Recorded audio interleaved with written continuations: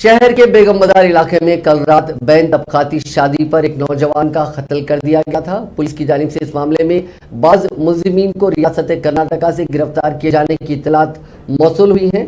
तफसीलात के मुताबिक 21 साल नीरज पनवार और संजना ने 1.5 साल कबल लव मैरिज की थी।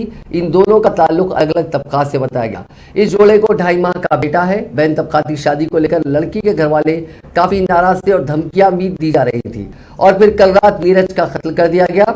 नौजवान का कत्ल के बाद उसके घर वालों ने मुल्ज़िमीन की गिरफ्तारी तक नाश हासिल करने से इनकार करने का ऐलान किया था। आज बेगम बाजार इलाके में मकामी ताजरीन ने नौजवान के कत्ल के खिलाफ बतौर एहतजाज दुकानात को बंद रखा और शाह इनायतगंज पुलिस स्टेशन के सामने एहतजाज किया। मैं सन ऑफ राजेंद्र कुमार, मैं मेरी मर्जी से शादी करा। मैं बच्ची को भगा के लाया, उसकी भी मर्जी थी। और हमारे कुछ प्रॉब्लम नहीं आना, हमारी फैमिली को भी प्रॉब्लम नहीं आना।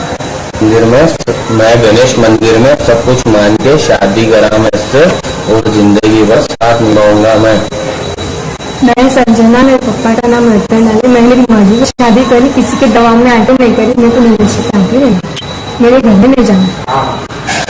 मैं